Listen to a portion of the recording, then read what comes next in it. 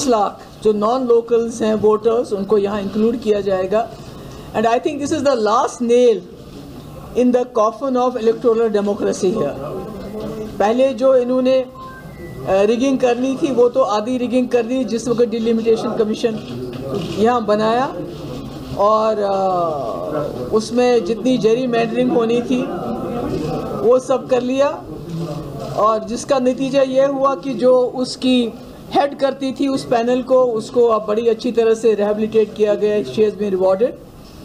तो मेरा ये कहने का मकसद है, मैं लोगों के, अपने मुल्क के लोगों से ये कहना चाहती हूँ कि ये जो जमहूरी निज़ाम को यहाँ मस्क किया जा रहा है, डेमोक्रेसी को यहाँ ख़त्म किया जा रहा है, या मुल्क के लोगों को समझना चाहिए कि जो जम्मू कश्मीर एक मुस्लिम मेजॉरिटी स्टेट ने इस मुल्क के साथ हाथ मिलाया था, ये सोच के कि हम जमहूरी मुल्क का हिस्सा बनेंगे, राजा महाराजाओं की तानाशाही ख़त्म करके हम एक आज़ाद हिंदुस्तान, एक डेमोक्रेटिक सेकुलर हिंदुस्तान का हिस्सा बनेंगे।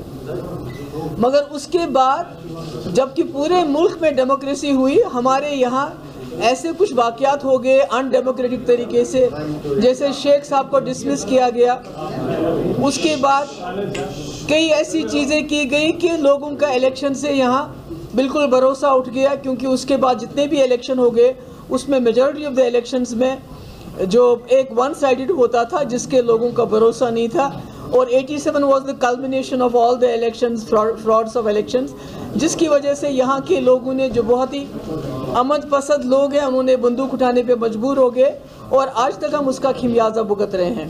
और शायद यही वजह है कि अटल बिहारी वाजपेयी साहब को रेड फोर्ट से ये ऐलान करना पड़ा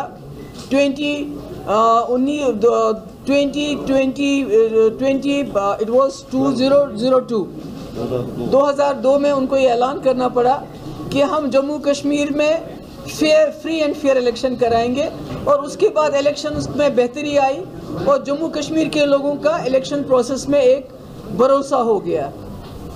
मगर जो हम आज देखते हैं, जो इस वक्त हो रहा है, ये जम्मू कश्मीर एक लेबॉर्ट्री बन चुका है बीजेपी के लिए।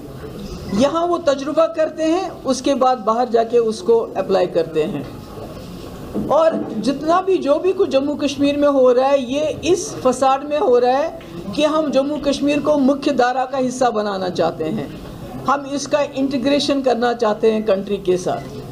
तो मेरा तो ये है कि जो भी हमारे लोग, दुनिया मुल्क के लोग जो देशभक्त हैं, जो नेशनलिस्ट हैं, मैं उनकी बात नहीं कर रही हूँ कि मैं उन पार्टीज़ की भी बात कर रही हूँ जिन्होंने आज़ादी की लड़ाई लड़ी, कुर्बानियाँ दी और इस मुल्क को जमहूरी सेकुलर मुल्क बनाया। मैं उनकी बात नहीं कर रही हूँ जिन्होंने अंग्रेज़ों से माफ़ियाँ मांगी, अंग्रेज़ों के साथ मिल के रहे, जिन्होंने अंग्रेज़ों के खिलाफ नहीं बल्कि अंग्रेज़ों का साथ दिया। मैं उन हिंदुस्तानियों से ये कहना चाहती हूँ कि आप समझिए, बीजेपी आपको हर गलत काम, कॉन्स्टिट्यूशन को मलियामेट करके उसको भी नेशनलिज्म का नाम देती है। जो जम्मू कश्मीर में हो रहा है, ये सब वो कह रही है कि हम नेशनल इंटरेस्ट में करें, कुछ भी नेशनल इंटरेस्ट में नहीं हो रहा है, सब कुछ बीजेपी के अपने इंटरेस्ट में हो रहा है। इन्होंने 2019 के बाद जम्मू कश्मीर में अनकॉन्स्टिट्यूशनल तरीके से 370 हटाया, 35 से हटाया, स्पेशल पोजीशन हमारी ख़त्म की, इंडियन कॉन्स्टिट्यूशन को सबवर्ट किया और ये बताया आप लोगों को कि ये ज़रूरी है, ये नेशनल इंटरेस्ट में है। ये सब बीजेपी के अपने इंटरेस्ट में है, क्योंकि उसके बाद हर इलेक्शन में इन्होंने जम्मू कश्मीर के प्लाट बेचना शुरू कर दिया इलेक्शन में कि आपको प्लाट मिलेगा, हमने जम्मू कश्मीर में ये किया। और आज जो जम्मू कश्मीर एक तजुर्बा गाँव बन चुका है पूरे मुल्क के लिए, आज न सिर्फ जम्मू कश्मीर में डेमोक्रेसी खतरे में है, बल्कि अगर आप देखेंगे ये रिगिंग का जो सिलसिला है ये पूरे मुल्क में है। अब फ़र्क ये है कि कई स्टेट्स में रिगिंग इलेक्शन के दौरान होती है, जिसमें एलिगेशंस लगते हैं, ईवीएम्स को इस्तेमाल किया जाता है, पैसे को इस्तेमाल किया जाता है, मसल पावर इस्तेमाल किया जाता है। और दूसरा हिस्सा आपने देखा इलेक्शन के बाद किस तरह रिगिंग होती है, उस गोवा में देखा आपने, कर्नाटक में देखा आपने, मध्य प्रदेश में देखा, महाराष्ट्र में हाल ही में देखा, और अभी झारखंड और राजस्थान लाइन में लगे हैं, जहां ये पैसे के बलबूते पे, पावर के बलबूते पे, और ख़ासकर ईडी जो इनका अकलौता अलायंस पार्टनर है, उसके बलबूते पर रिगिंग करते हैं और रिजल्ट अपने हक में कर देते हैं। तो इसका मतलब है कि न सिर्फ ये जम्मू कश्मीर के लोगों को एक हिसाब से डिफ्रेंचाइज करना चाहते हैं, क्योंकि जब 25 लाख बीजेपी का वोटर बाहर से आएगा तो जम्मू के वोट का क्या फ़ायदा होगा, कश्मीर के वोट का क्या फ़ायदा होगा। तो इसी तरह मैं मुल्क के लोगों को बताना चाहती हूँ कि जब आप किसी को चुनते हैं, उसके बाद ये पैसा और ईडी का इस्तेमाल करके उस सरकार को गिरा के अपनी सरकार बनाते हैं, तो बीजेपी का एक ही मकसद है, किसी तरीके से हर जगह बीजेपी की सरकार बने। और जो जम्मू कश्मीर वो अब करना चाहते हैं वो भी इसलिए है कि वो किसी लोकल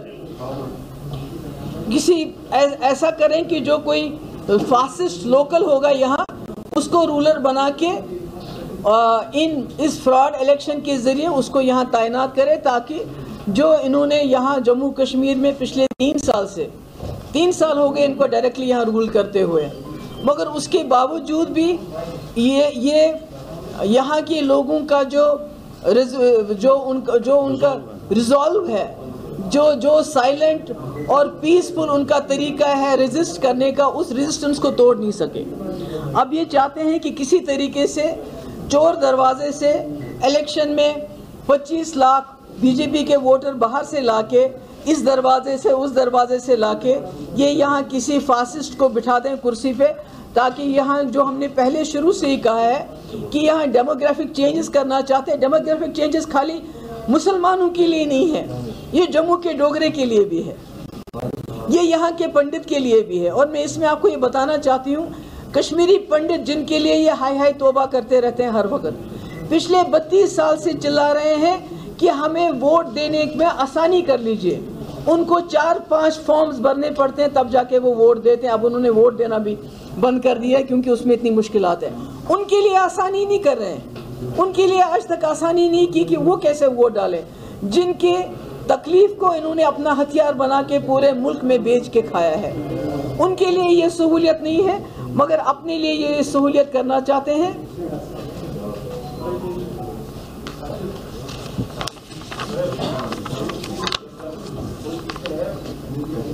मुल्क को समझना चाहिए ये कि जो जम्मू कश्मीर की समस्या है वो बीजेपी की जो पॉलिसी अपनाना चाहती है। बीजेपी यहाँ पर जो नाजी जर्मनी में पॉलिसी थी, जो इजराइल में पॉलिसी है, वो सोचते हैं ये पॉलिसी अपना के हम जम्मू कश्मीर के मसले को हल करेंगे और जम्मू कश्मीर में सरकार बना के पूरे मुल्क के अंदर उसी बलबूते पे और लोगों से वोट मांगेंगे। और इसके अलावा बीजेपी का कोई इरादा नहीं है।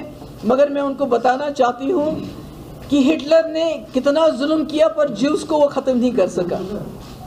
इसराइल कितना भी जुल्म करे तो फ़लस्तीन को ख़त्म नहीं कर सकता, ना उनके रिजॉल्व को ख़त्म कर सकता है। इसी तरह जब तक एक डोगरा, एक कश्मीरी यहाँ बचा हुआ है, तो वो जो बीजेपी के इविल डिज़ाइंस हैं जम्मू कश्मीर को लेके, वो उनको कामयाब नहीं होंगे, बल्कि उनको मुँह की खानी पड़ेगी। क्योंकि जो वो हालात बना रहे हैं, एक तरफ से वो डी रेडिकलाइजेशन पे सैकड़ों करोड़ रुपया खर्च करते हैं और दूसरी तरफ से वो हर हरकत वो ऐसी करते हैं जिससे यहाँ के नौजवान रेडिकलाइज हो सकते हैं, ज़्यादा हो सकते हैं। मुल्क के लोगों को मैं बताना चाहती हूँ, उनको गुजारिश करना चाहती हूँ, देखिए बीजेपी जो उन्होंने तरीक़ेकार अपनाए हैं यहाँ के कॉन्स्टिट्यूशन को, मुल्क की कॉन्स्टिट्यूशन को सबवर्ट करने का, इन्होंने उससे खाली हमारा कॉन्स्टिट्यूशन नहीं छीना, हमारा झंडा नहीं छीना, अगली बारी आपकी है। 2019 के बाद 370 हमसे छीना, हमारा कॉन्स्टिट्यूशन छीना, हमारा झंडा छीना गैर आईनी तरीके से। अगर इनमें हिम्मत होती तो असेंबली के जरिए ये करना चाहिए था, मैं उसको लीगल मानती, मगर गैर आईनी तरीके से चोर दरवाजे की आने वाले वक्त में 2024 के इलेक्शन के बाद ये इस मुल्क का जो कॉन्स्टिट्यूशन है उसको भी ख़त्म करेंगे और जो मुल्क का झंडा है उसको भगवा झंडे में लहरा देंगे। और उस वक्त फिर आप सोचोगे कि ये क्या हो गया। ये इस मुल्क को कोई और राष्ट्र नहीं, बीजेपी राष्ट्र बनाना चाहते हैं। जो कुछ हमारे हिंदू भाई हैं जो हिंदू राष्ट्र के नाम पे बड़े खुश हो जाते हैं कि हिंदू राष्ट्र बनेगा, शायद उनको अंदाज़ा नहीं है कि कोई हिंदू राष्ट्र नहीं बनाने वाले, ये बीजेपी राष्ट्र बना रहे हैं। इसीलिए ये हर जगह जो है असेंबलियाँ तोड़ के, गवर्नमेंटें तोड़ के अपनी गवर्नमेंट बनाती हैं। और जम्मू कश्मीर में ये जो इस वक्त कर रहे हैं, वो भी उसी कड़ी का हिस्सा है। और मैं समझती हूँ कि मैं बार बार कहती हूँ कि हम लोगों को इकट्ठा होना चाहिए जम्मू कश्मीर में, पूरे मुल्क में, मगर ख़ासकर ये जो इन्होंने लेटेस्ट ऑन स्लॉट किया हमारे हक हुकूक पे, उसके लिए तमाम जमातों को मैं अपील करूँगी कि हमें इकट्ठा होना चाहिए और इसके खिलाफ मिल के लड़ना चाहिए। That's all. Any questions please? Ma'am, क्या ये लीगल है ये मूव इलेक्टोरल ऑफिस के अंदर कि हमें 25 voters any Indian citizen can vote, whether it's from Labour, whether it's a government, but anyone? Is this legal? It is not about the legality, it's about the the intention that is behind it. Intention तो बिल्कुल साफ है। किसी भी state में ऐसा नहीं हुआ आज तक कि आपने 25 लाख, 30 लाख, 1 करोड़, 2 करोड़ वोटर बाहर से लाए हैं। यहाँ क्यों करना चाहते हैं? बिकॉज वो एक डेमोग्राफी, एक लोकल जो एलिमेंट है यहाँ, उसको चेंज करना चाहते हैं। मुल्क में वो कहते हैं हम इसलिए कर रहे हैं कि हम जम्मू कश्मीर को मुख्य धारा में मिलाना चाहते हैं, और जम्मू में जब लोग सवाल करते हैं उनको बोलते हैं हम कश्मीरियों को सीधा कर रहे हैं। It's not about legality or illegality about it. It's more about the intention behind it. Illegal भी है because इसकी जो जननी है वो रिऑर्गेनाइजेशन एक्ट है। बिल्कुल, वो तो उनको वो कर नहीं सकते थे जो उन्होंने 5 अगस्त को किया, this is in the supreme court, और अभी वो कुछ ऐसा नहीं कर सकते थे, डिलिमिटेशन नहीं कर सकते थे, but still they are not following any rules.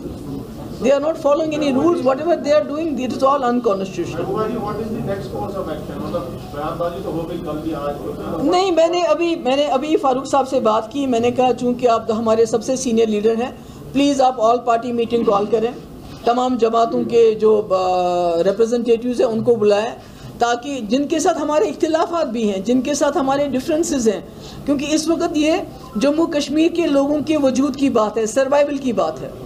मैंने उनसे बात की, मैंने उनसे रिक्वेस्ट की कि आप मीटिंग बुलाएं, वहाँ पर डिस्कस होगा कि हमारा फ्यूचर कोर्स ऑफ एक्शन क्या होना चाहिए इस चीज़ को रोकने के लिए। आपको नहीं लगा जिस तरीके से डेमोग्राफी को चेंज करने की कोशिश की जा रही है और टारगेट किलिंग्स भी जो पहले हो चुकी हैं काफ़ी, तो इस तरीके से जो भारी वोटर्स हैं वो एक सॉफ्ट टारगेट बन सकते हैं फिर से?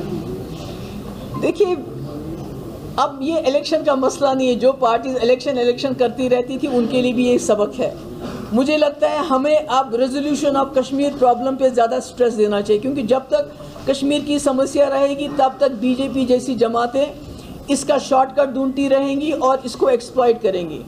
क्योंकि जो हमारे यहाँ बच्चे रेडिकलाइज हो जाएंगे, जो इस वक्त बंदूक उठा रहे हैं, ज़्यादा लोग मिलिटेंसी में जा रहे हैं। हमारे कश्मीरी पंडित भाई, अभी ये सुनील हमारा लड़का मारा गया, हमारे पुलिस के लोग मारे जाते हैं, सिक्योरिटी फोर्सेस के लोग मारे जाते हैं।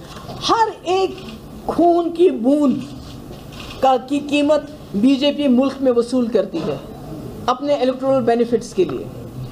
क्योंकि जब पुलवामा में हमारे कई लोग शहीद हो गए तो उसके बारे में पूरे मुल्क में उन्होंने चर्चा की, मगर जब चाइना ने हमारे 20 नौजवान मार दिए गए, उनको शहीद किया, तो उस वक्त कोई आवाज़ नहीं निकली, क्योंकि उससे उनको इलेक्टोरल बेनिफिट नहीं मिल सकता। इसलिए जो कश्मीरी पंडित्स की पेन है, जो उनकी किलिंग है, टारगेट किलिंग है, या हमारे सिक्योरिटी फोर्सेस मारे जाते हैं या कोई और मारा जाता है, उसको वो खून जो है वो बीजेपी के लिए आज वोटर के उसमें शक्ल में उसको मुआवजा मिलता है।